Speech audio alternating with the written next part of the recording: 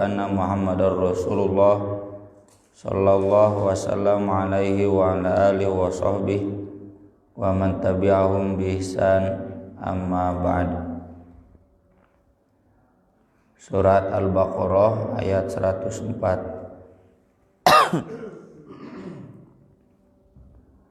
A'udzu billahi minasy syaithanir rajim.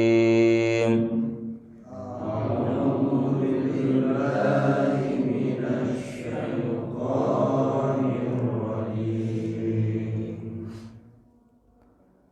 Ya ayyuhalladzina amanu la taqulu ra'ina wa qulu zurna wasma'u.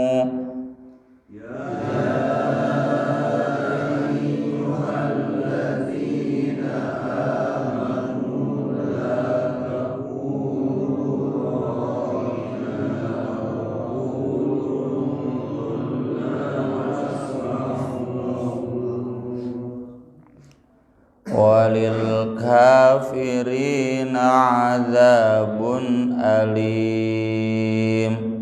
Walil kafirina azabun alim. Ma yawaddul ladzina kafaru min ahlil kitabi walal musyrikina nazzala alaikum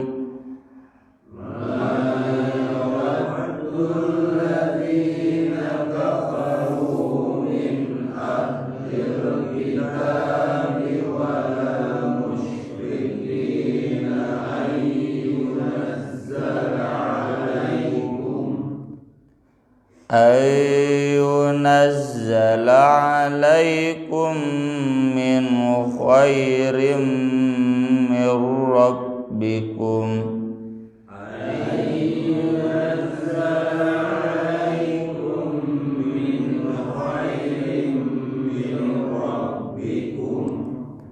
wallahu yakhtassu bi rahmatihi man yasha.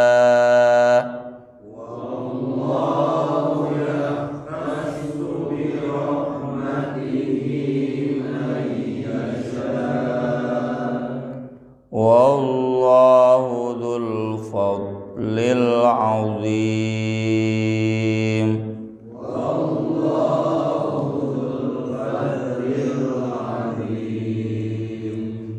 Pengawian ayat 104 jadi 23.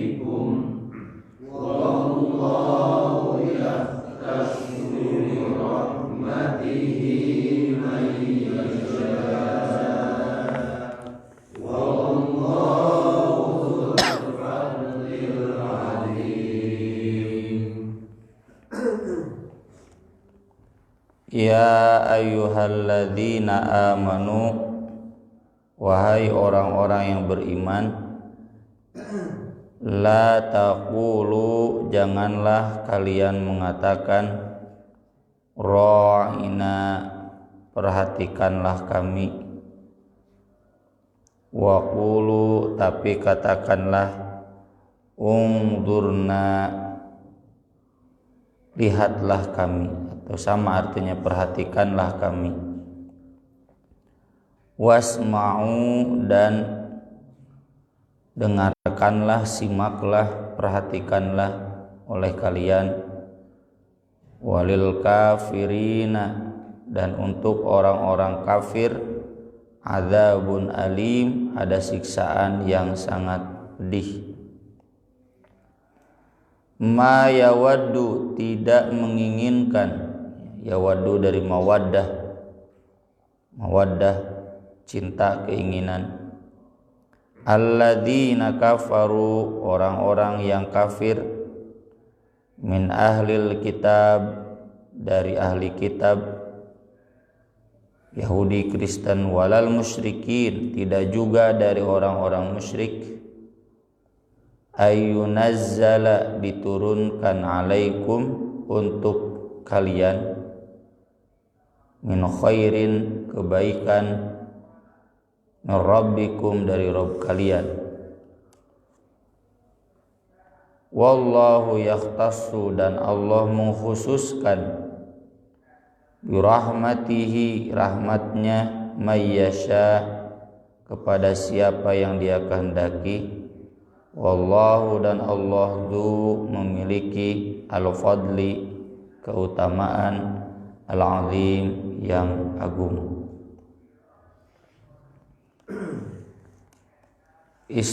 Larangan mengungkapkan, menyatakan ra'ina itu karena maknanya ada dua.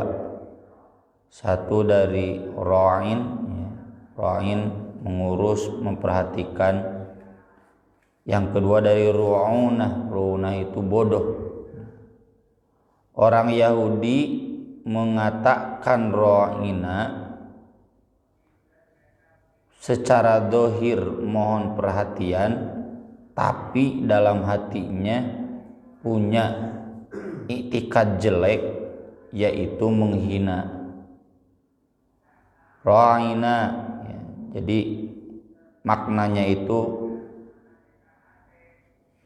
bodoh, maknanya itu merendahkan.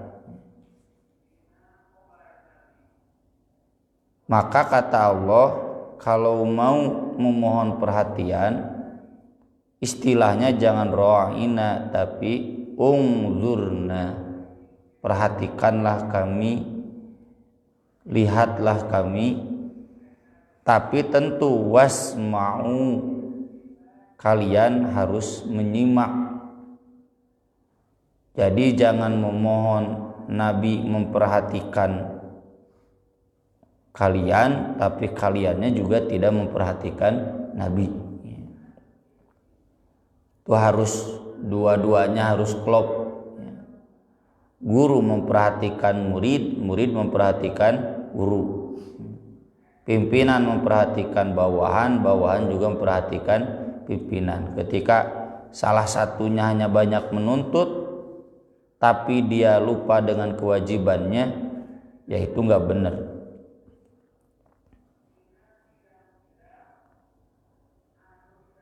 Imam Ibnu Katsir menyinggung modus serupa itu diungkapkan oleh orang Yahudi dalam hal salam. Kan orang Yahudi tidak terlalu fasih ya, atau memang orang Arab kan cuma assalamualaikum gitu.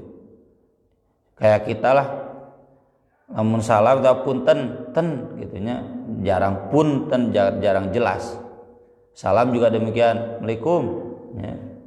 Jadi yang terdengarnya akhirnya aja Assalamualaikum, ya.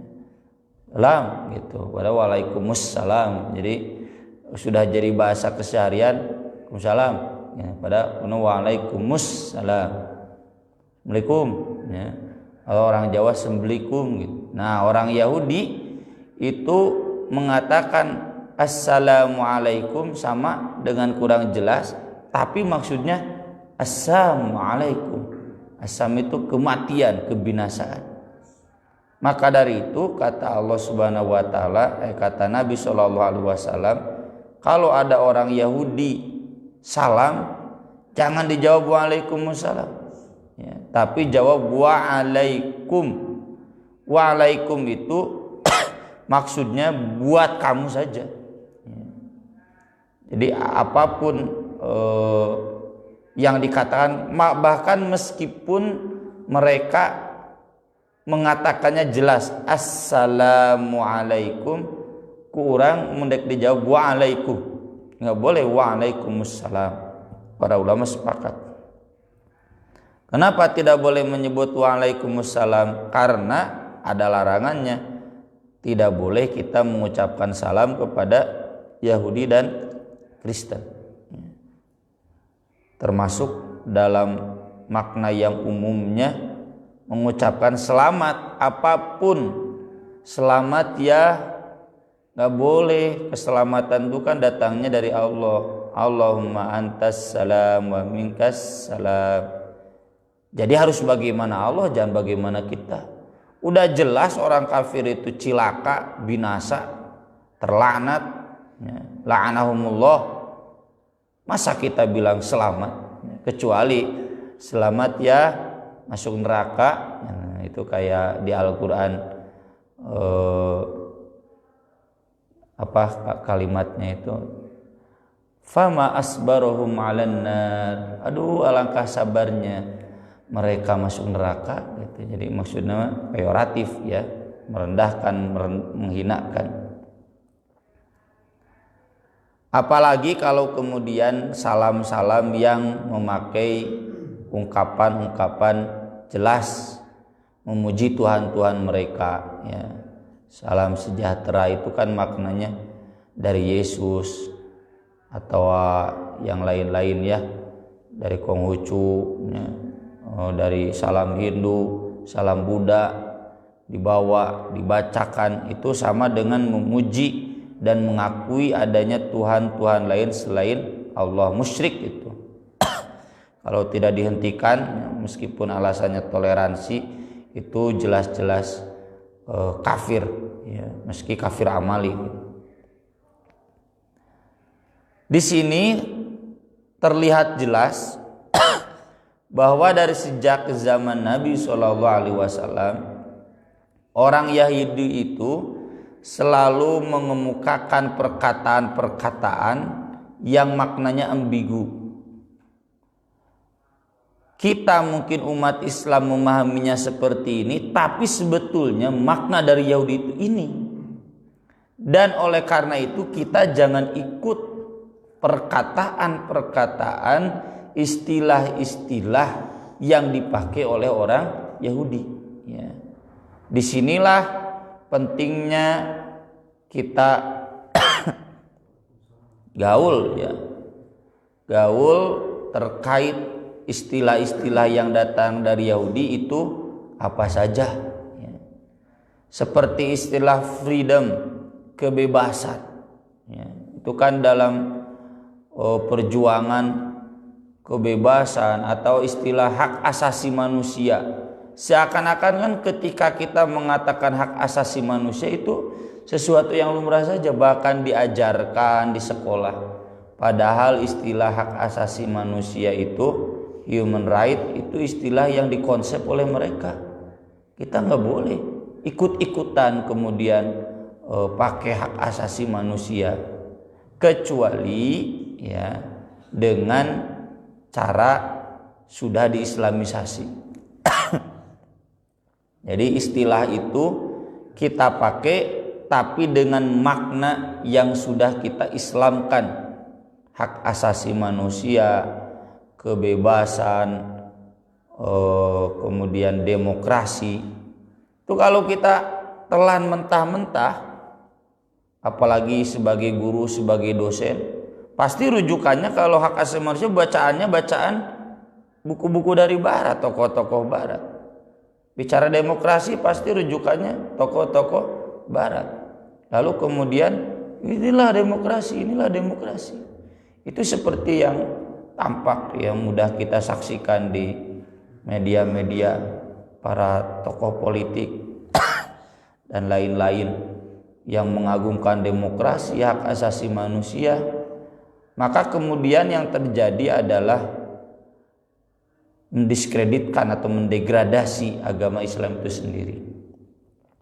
Hak asasi manusia, mengapa kita harus menolak istilah tersebut kecuali sesudah diislamkan, karena termasuk hak untuk pindah agama, hak untuk melawan suami. Ya. Ada kan KDRT sekarang sedang kekerasan seksual. Mengapa kita menolak istilah kekerasan seksual? Bukan berarti kita tidak setuju atau menyetujui naudzubillah min dzalik perkosaan, bukan. Tapi istilah kekerasan seksual itu nanti termasuk suami yang ingin pada istrinya lalu istrinya menolak. Padahal kan di hadis sudah diajarkan nggak boleh istri menolak. Termasuk kekerasan seksual itu adalah muda-mudi yang berzina, itu tidak termasuk kekerasan seksual. Jadi di balik istilah tersebut terselip agenda liberalisasi, legalisasi zina buat muda-mudi. Ini harus kita berontak. Jadi istilah kekerasan seksual, istilah demokrasi. Apa yang namanya demokrasi? Demokrasi itu segala sesuatu bagaimana rakyat. Jadi kebenaran itu bukan lagi dasarnya agama. Kebenaran itu adalah dasarnya bagaimana banyaknya orang setuju. Kan ini bahaya kalau urusan miras, urusan zina, kekerasan seksual. Bagaimana banyaknya orang. Hak asasi manusia, hak untuk pindah agama, termasuk pluralisme. Mengapa kita menolak istilah pluralisme? Meskipun dalam maknanya pluralisme itu menghargai keragaman. Karena sudah dipatol haram oleh MUI, Kementerian Pendidikan dan Kementerian Agama pakai istilah lain, multikulturalisme. Mengapa kita tolak istilah pluralisme? Meski pluralisme itu menghargai keragaman dan itu bagus, di Al-Quran kan diajarkan. Wa ja'alnakum syu'uban wa qabaila lita'arufu. Ta'aruf itu intinya adalah kita mengenal perbedaan kita dengan orang lain, lalu bijak, arif menyikapinya. Orang ini beda-beda karakter, beda-beda budaya, maka harus arif menyikapinya, jangan merendahkan. La yaskhor, jangan tanabazu bil alqab, panggil dengan istilah yang merendahkan. Hei Batak, kan itu merendahkan. Hei Jawa, itu kan merendahkan. Meskipun dia orang Jawa, nggak boleh. Tapi kalau kemudian kita pakai istilah pluralisme, itu keragamannya termasuk dengan membenarkan keragaman, termasuk di dalamnya membenarkan agama lain. Jadi kalau sebatas mengakui keberadaan agama lain itu sudah bukan pluralisme. Pluralisme itu harus membenarkan agama lain. Termasuk multikulturalisme. Mengapa kita tolak istilah multikulturalisme? Ya, kita perjuangkan ke Kementerian Agama dari sejak dulu zaman almarhum Pak Maftuh Basuni, ya, agar tidak ada kurikulum itu. Karena bukan masalah menghargai berbagai budaya, multikulturalisme itu termasuk menghargai berbagai kelompok sesat.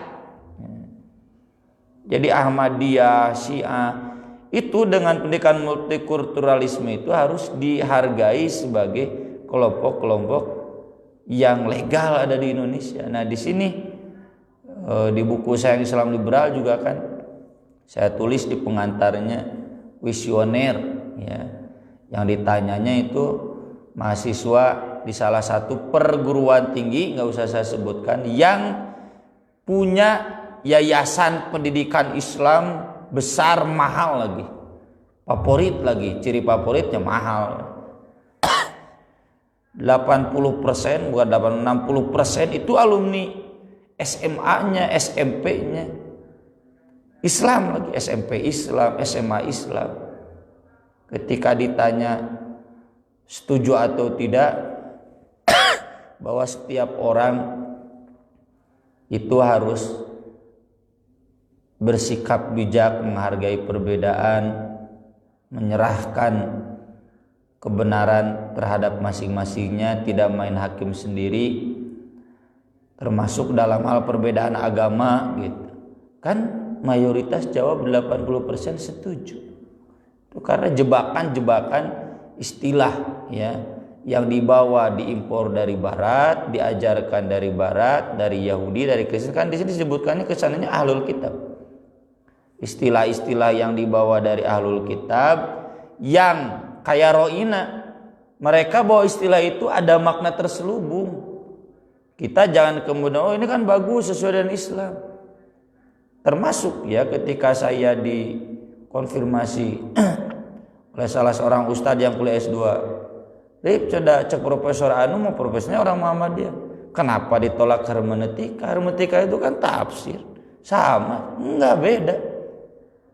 Hermeneutika bukan tafsir. Hermeneutika itu mengkritisi, kalau tafsir menjelaskan. Kalau hermeneutika itu mengkritisi, kenapa ini waris laki-laki dan perempuan beda? Itu hermeneutika. Mengapa wahyu ini turunnya di sini, tidak di sana? Mengapa syariat ini begini? Itu hermeneutika. Ini bukan sebatas menjelaskan, tapi mengkritisi. Istilah juga kritik teks. Ya kalau itu diberlakukan dalam karya sastra, ya seperti saya sedang bikin resensi tentang sebuah buku atau sebuah lagu, sah-sah saja kan. Sok anu bikin sinopsis film misalnya, saya dulu baca sering di Quran PR suka ada sinopsis film kan, dijelaskan memang Harry Potter itu begini bagusnya begini, tapi kan di akhirnya tapi sayangnya kekurangannya begini. Masa ke Al-Quran begitu? Ini harusnya waris itu begini. Itu sah di hermeneutika. Ya termasuk yang kemarin ramai di Jogja dan kita terus di Buletin At-Taubah. Jadi kesimpulannya legal kumpul kebo itu karena ada kesepakatan. Seperti halnya Nabi atau kaum muslimin dengan hamba saya, kan cenah nggak ada ikatan akad nikah. Itu kesepakatan saja, kan liar. Kumpul kebo dianggap legal. Kenapa? Pakai metodenya hermeneutika. Inilah maka hakikatnya ayat ini mengajarkan kepada kita segala istilah yang datang dari non-Islam ya, itu kalaupun mau dipakai harus diislamisasi, bukan berarti tidak boleh sama sekali. Kalau guru kita Ustadz Marsedek temenang pakai istilah puasa sahur gitu ya. Ya meskipun kalaupun ada yang pakai istilah itu saya tidak marahi. Kenapa? Karena kalau mau ya kita harus bongkar-bongkar. Nggak boleh kita mengatakan agama Islam. Agama itu istilah dari Hindu. Beda konsepnya dengan din. Tapi kita pakai agama, istilah agama maknanya makna din. Boleh kita demokrasi, boleh, tapi demokrasi yang kita yakini Islam dan kita praktikkan ya. Dan kita siap berperang apa itu demokrasi dengan orang-orang sekuler. Kita praktikkan dalam dunia politik real, demokrasi yang kita jalankan itu beda dengan mereka dan kita siap berperang. Jadi intinya ini perang pemikiran, perang istilah. Makanya saya pakai judul perang istilah. Perang istilah dari bangsa Yahudi dan Kristen. Imam Ibnu Katsir di sini bahkan menuliskan hadis yang sangat menohok dan ini jadi prinsip kita ya. Nabi SAW bersabda, bu'ithtu baina yaday sa'ah bis-saif. Saya diutus sebelum kiamat dengan membawa pedang. Ini yang sering dijadikan bahan ya oleh orang kafir menyerang Islam sebagai agama pedang. Pedang itu simbol kejantanan ya. Pedang itu simbol keberanian. Pedang itu simbol siap melawan yang batil, bukan simbol kekerasan. Makanya kan lambang negara Saudi-nya pedang. Pedang itu simbol ya, simbol agama Islam. Kalau misalkan Islam disebarkan dengan menumpahkan darah, sok buktikan dalam sejarah. Kalau mereka memanipulasi sejarah, tinggal diluruskan. Jangan kemudian hadis ini kemudian dipaksakan untuk tidak diajarkan, dan jangan dipaksakan untuk disimpan saja, dimaknakan. Udah jelas begini nih hadisnya, jelas. Nabi itu diutus bawa pedang. Beda dengan yang diajarkan dalam Bible yang sudah dipalsukan hari ini. Kalau ditempelin pipi kanan, berikanlah pipi kiri. Itu ada di ayatnya. Cek urang mah tempelin pipi kanan, balas tampilin deui gitu. Hatta yu'badallah wahdah la syarikalah, sampai Allah disembah secara tauhid dan tidak ada sekutu baginya. Jadi berhak kita menyebarkan agama itu dengan pedang, karena memang demikian. Ketika kita menyebarkan agama pasti ada perlawanan, masa kita diam? Ya, harus melawan. Jihad ini. Wa ju'ila rizki tahta dhilli rumhi, dan dijadikan rizkiku di bawah bayang-bayang tombakku, di bawah bayang-bayang senjataku. Karena memang Nabi itu ya berhak mendapatkan pemberiannya dari ghanimah. Jadi Nabi harus menjadi seorang militer dan mendapatkan penghasilan dari militer, itu Nabi. Untung teu wajib jam urang.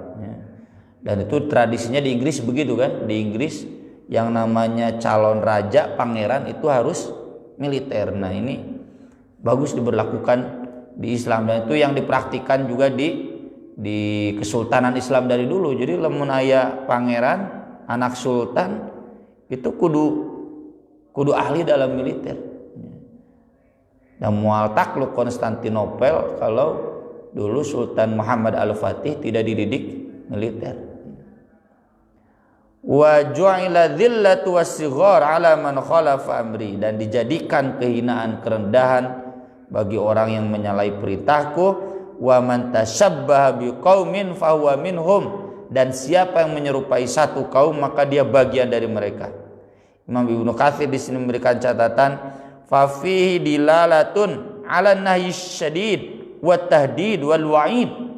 Ini dalil yang jelas, larangan yang keras, ancaman, peringatan, alat tashabbuhi bil kuffar, untuk menyerupai orang kafir, fi aqwalihim, dalam perkataan mereka, omongan, istilah, wa af'alihim, perbuatan mereka, wa libasihim, pakaian mereka, wa a'yadihim, dan id, perayaan-perayaan mereka. Ini kita menyayangkan ya saudara-saudara kita, kalau bah pakaian mah ngawajibkeun disarung ya, tapi kalau bah Natal ngilu ngarayakeun ya, tahun baru ngilu ngarayakeun. Memang sarung itu simbol perlawanan pakaian kepada orang-orang Belanda dulu, orang Jepang, dan mulai orang Belanda, orang Jepang disarung ya. Pakai gamis, kalau sekarang gamis gombrang, memang seperti itu. Wa ibadatihim wa ghairi dzalik min umurihim allati lam tusra' lana wa lam tuqarru 'alaiha, dan peribadatan mereka dan semua hal ya. Jadi pokoknya ayat ini mengajarkan kepada kita harus mengidentifikasi diri, jangan mirip dengan mereka, jangan identik dengan mereka.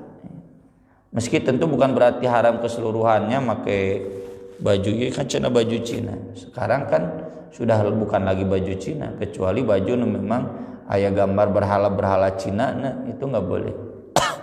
Pakai kemeja itu pakaian kafir enggak boleh, sudah umum ya. Kamargi Presiden Erdogan Jumatan pakai jas ya, di dasi gitu, tetap najan pakai kopiah haji, kopiah bodas. Jadi sudah bukan lagi identitas satu kelompok tertentu. Jadi sekiranya sudah bukan lagi identitas satu kelompok tertentu, sudah tidak ada muatan-muatan kafirnya, itu boleh. Maka kemudian kenapa kita tidak boleh mengikuti orang kafir, dijelaskan di ayat berikutnya, karena ahli kitab, Yahudi, Kristen, orang musyrik tidak pernah menghendaki kebaikan bagi kita. Ini ayat sama dengan walang tardo angkal yahud walan nasara hatta tattabi'a millatum. Jadi jangan kita yang kalah sama mereka. Ya, mereka yang harus ikut pada kita. Jadi orang mudah mengikuti itu yang mereka inginkan. Wadu lau tudhinu fayudhinun. Kita yang lembek, nanti mereka ikut lembek. Ya. Maka apapun yang datang dari Yahudi, Kristen, orang musyrik, jangan kita mudah mengikuti. Nggak ada kebaikannya. Mereka selalu menghendaki kejelekan. Meski tentu wallahu yahtassu bi rahmatihi may yasha. Maksudnya rahmat di sini wahyu, Islam itu Allah sudah menghendaki diberikan ke kita. Kenapa mereka kemudian masih punya perasaan dengki? Wallahu dzul fadlil azim. Aku qouli hadza wa astaghfirullah li wa lakum subhanakallahumma bihamdik asyhadu an la ilaha illa anta astaghfiruka wa atubu ilaik. Wassalatu wassalamu ala rasulil karim. Wassalamu alaikum warahmatullahi wabarakatuh.